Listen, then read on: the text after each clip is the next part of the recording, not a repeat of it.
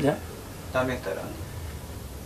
Queridos amigos y amigas de la comuna y de la provincia de Melipilla, estamos acá en Telemundo y Canal 10 llevándole a ustedes un nuevo programa con el objetivo que voten informados e informadas en lo que van a ser las elecciones presidenciales del presente año, para ser más preciso el 17 de noviembre. A mi lado se encuentra uno de los 9 candidatos a la presidencia, el que llevará el número 2. ¿Le tocó el número 2? Sí. Marcel Clot. Antes de comenzar quisiera decirles que para mí es muy grato el hacer este tipo de entrevista, pero a la vez es algo que me lleva a la reflexión, en el sentido de que voy a ser candidato a diputado por el distrito 31 del Partido de Igualdad, por la provincia de Melipilla y la provincia de Talagante, pero la información la vamos a entregar con total paridad, con total parcialidad, respetando el carácter ideológico de todos los candidatos.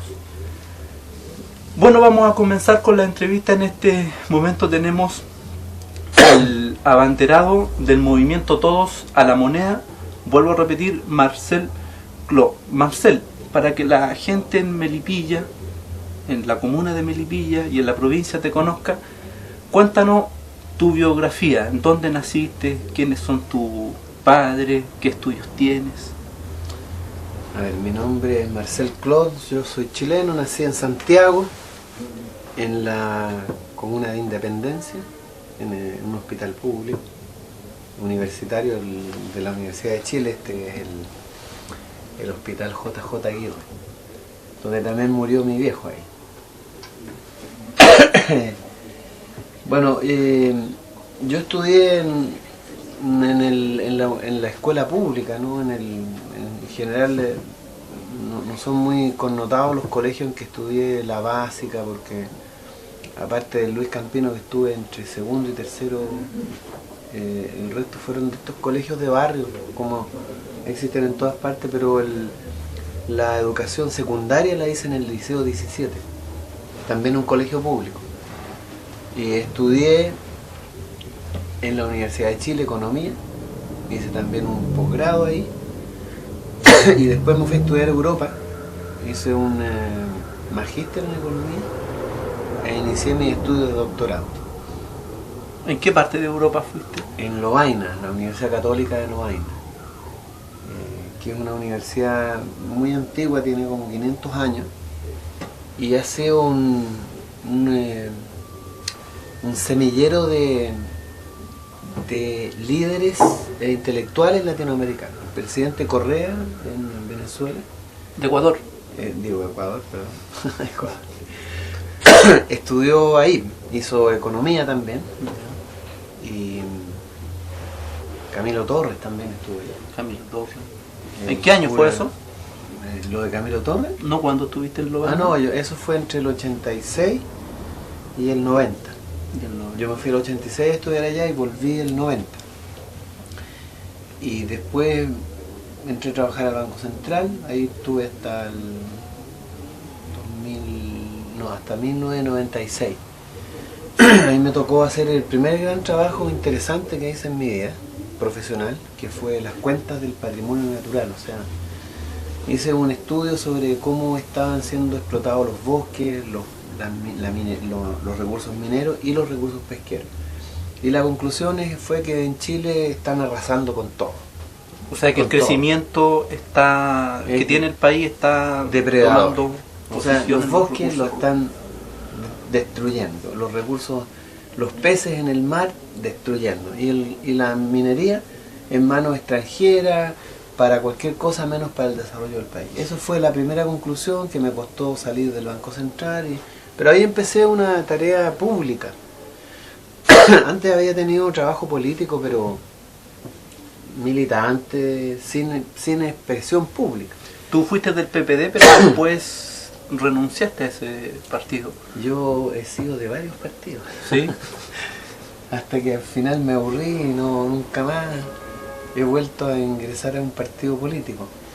Estuve cuando llegué de Europa, me metí al PPD, porque estaba empezando la transición a la democracia, y el PPD era un partido que tenía la virtud de no tener ideología, y en consecuencia permitía iniciar un espacio de discusión acerca de cómo teníamos que definir y construir un proyecto ideológico para América Latina desde la izquierda.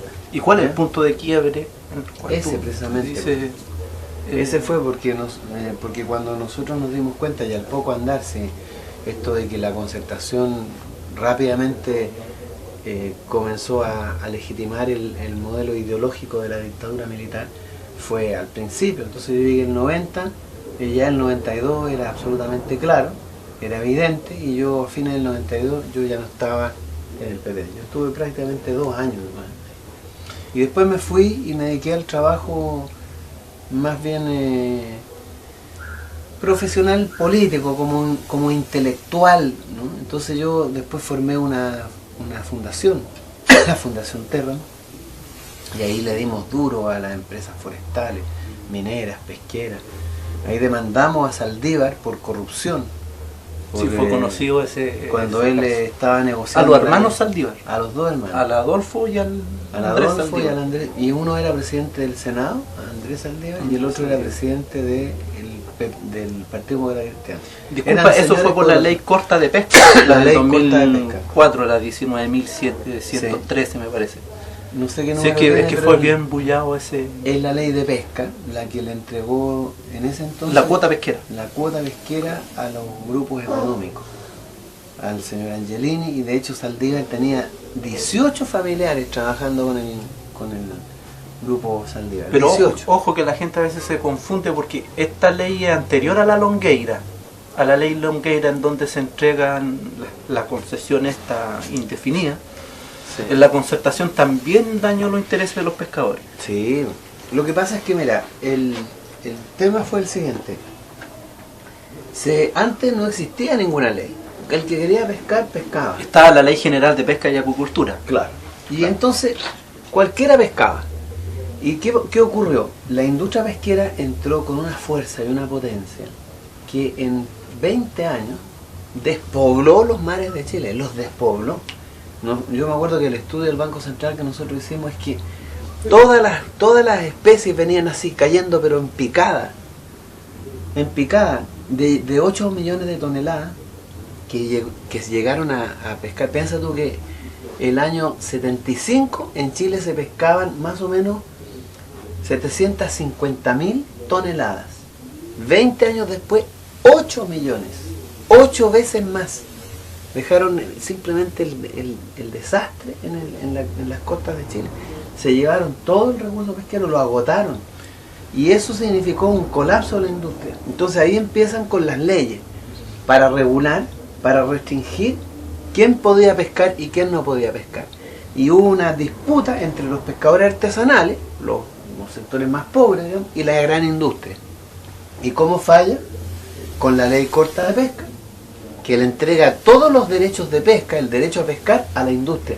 95% a la industria, y a los pescadores artesanales los dejó con el 5%. Con el 5%.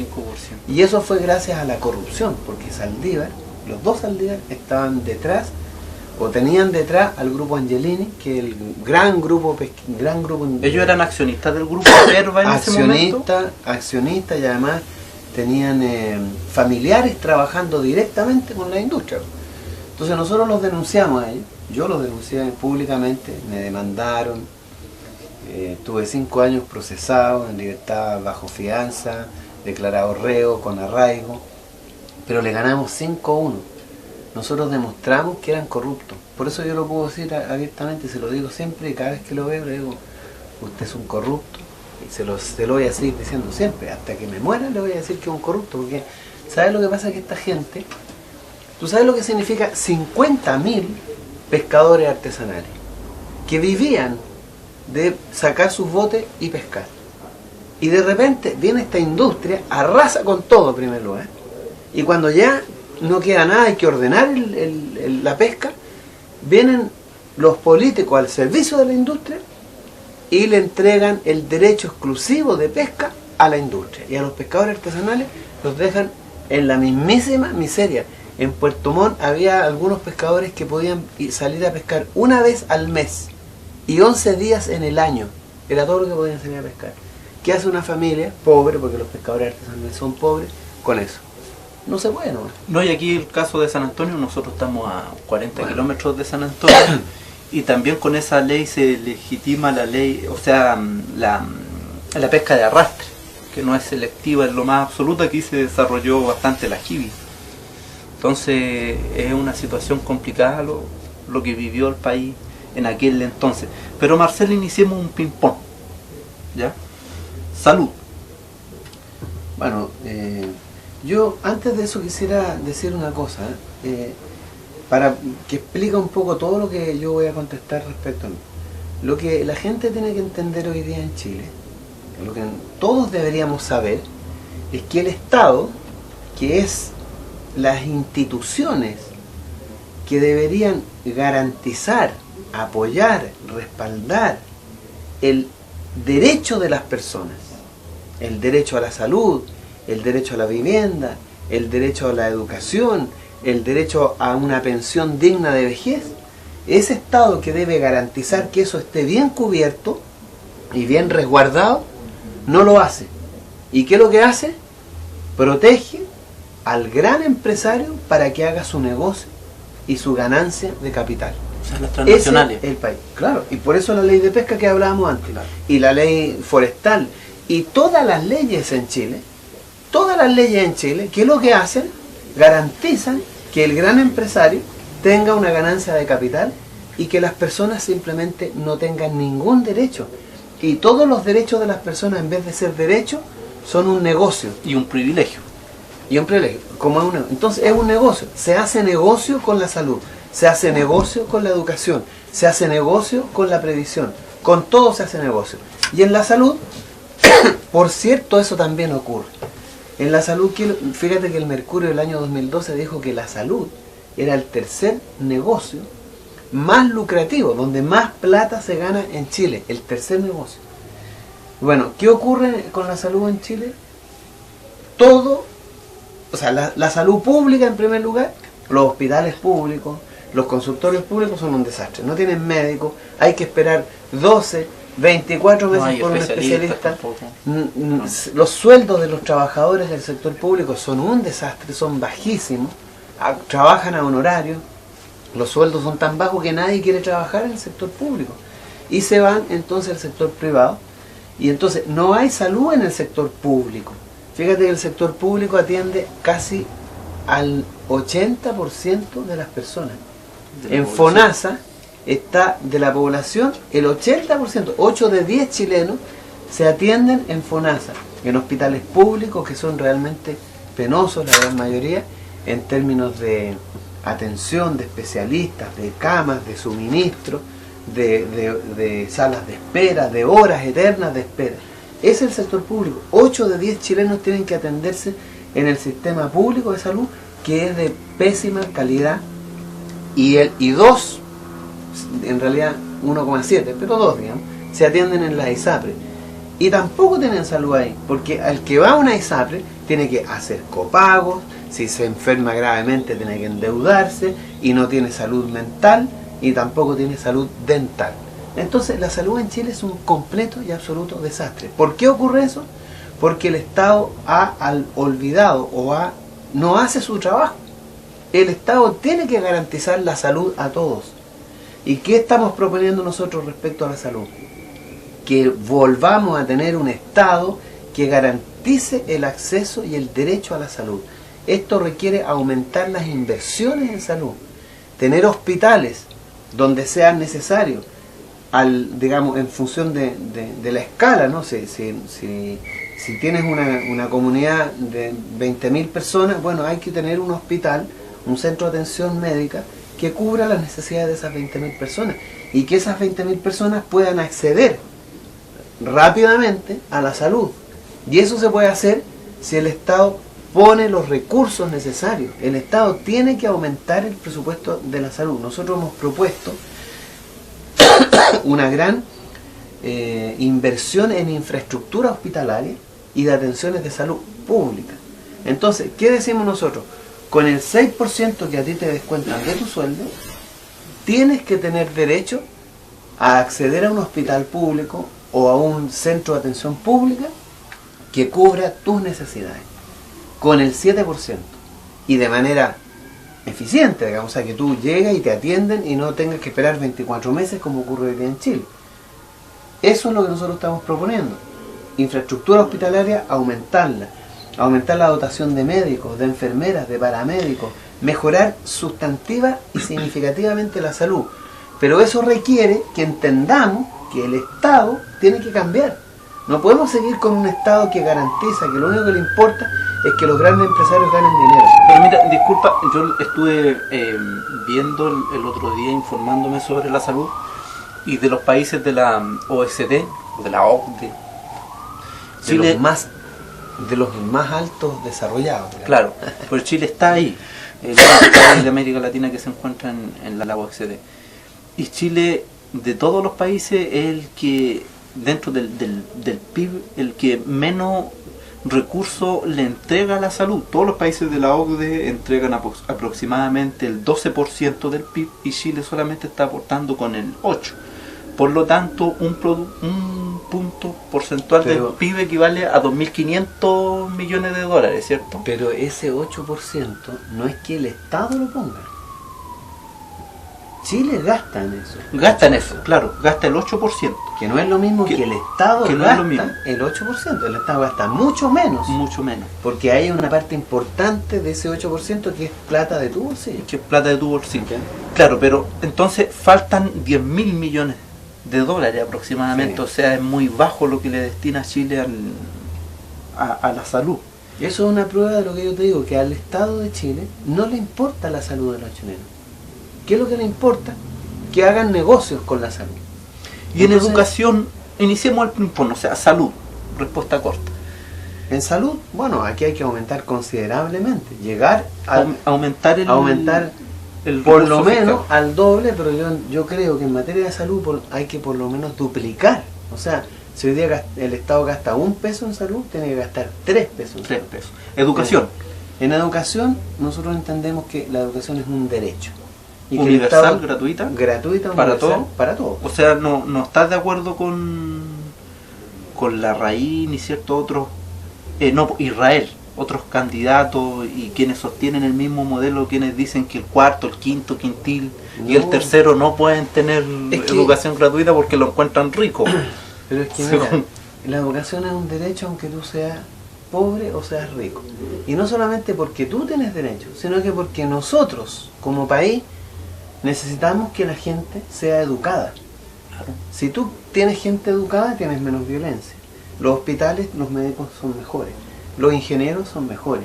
Los que están en las oficinas públicas es gente de mejor calidad. Entonces, el país funciona bien cuando la gente... país. Es bueno. Pero además, tampoco es que tú le regales la educación a los ricos.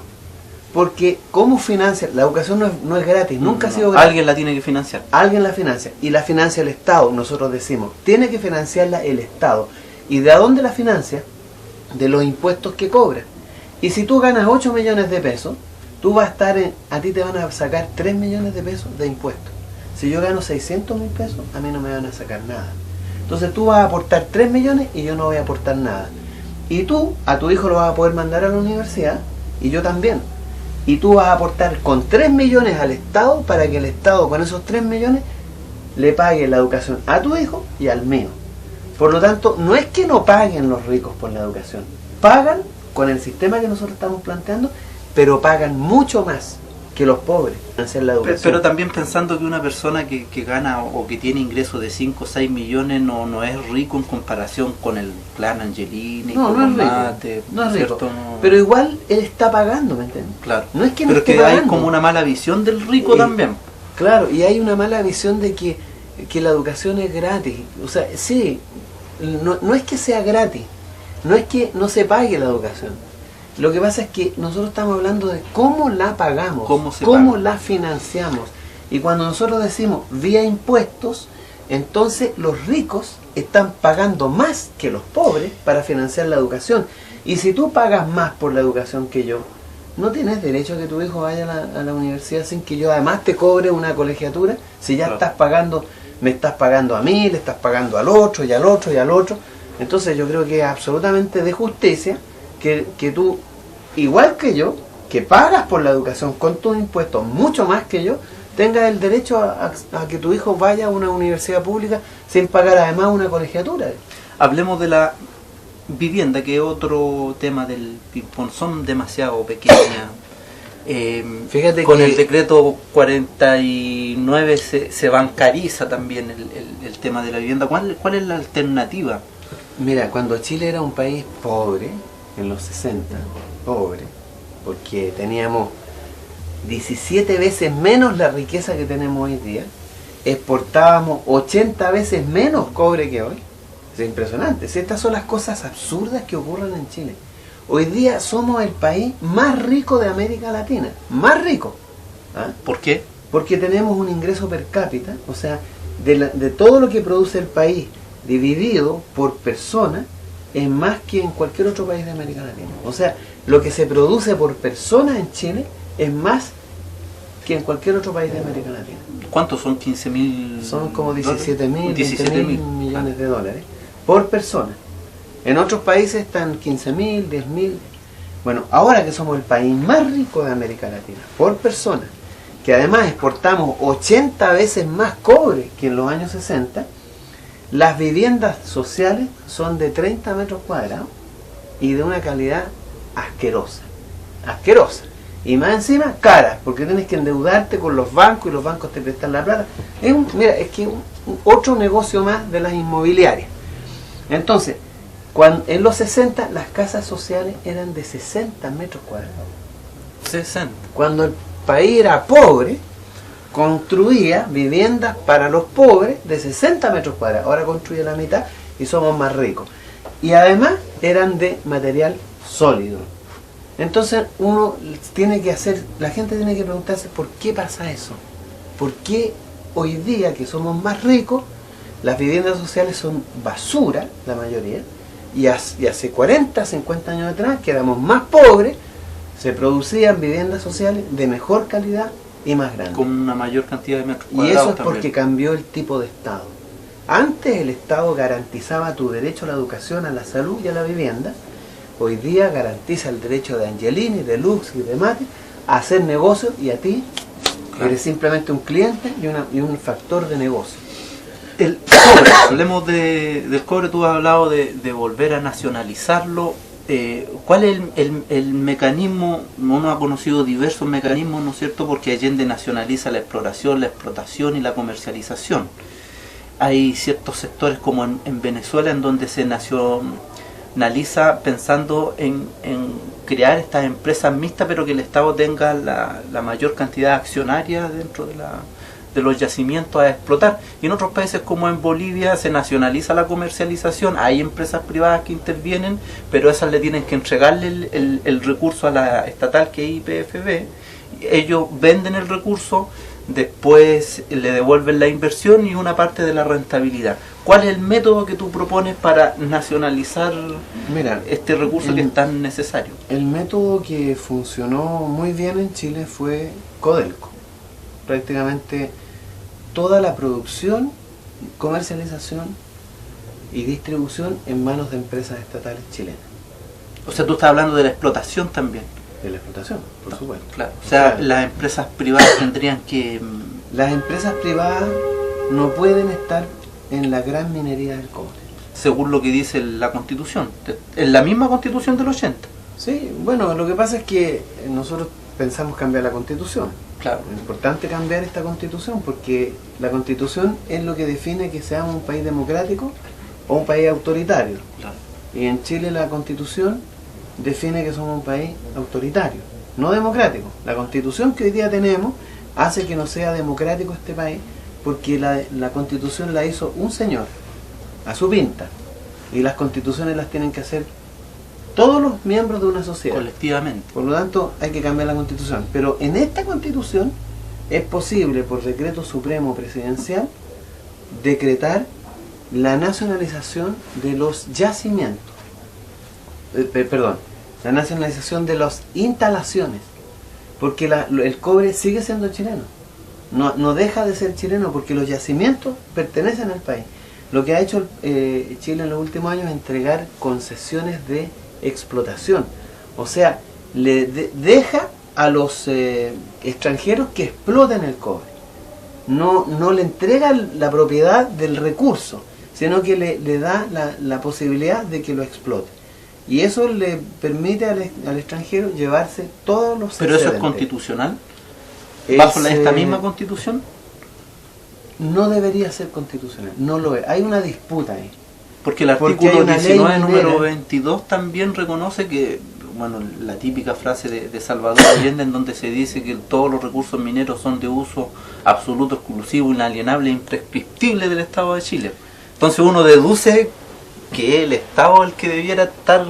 Por la misma razón es fácil hacer la nacionalización del cobre y entregársela a Codelco. ¿Y por qué no lo hizo Bachelet, Frey, Lago, Piñera, ahora último, si algo constitucional? Porque ellos dicen que estamos en un Estado de Derecho y que hay que ser respetuosos de la Constitución. No lo hicieron porque precisamente son los responsables de que Chile hoy día el cobre esté en manos extranjeras. Aquí hay dos responsables. Uno es la dictadura que creó la ley minera. El Código de Minería. El Código de Minería. Se crea en el año 83. En el año 83 por José Piñera, hermano del actual. Ese señor debe ser uno de los criminales más grandes que haya pasado por este país. ¿Por qué criminal?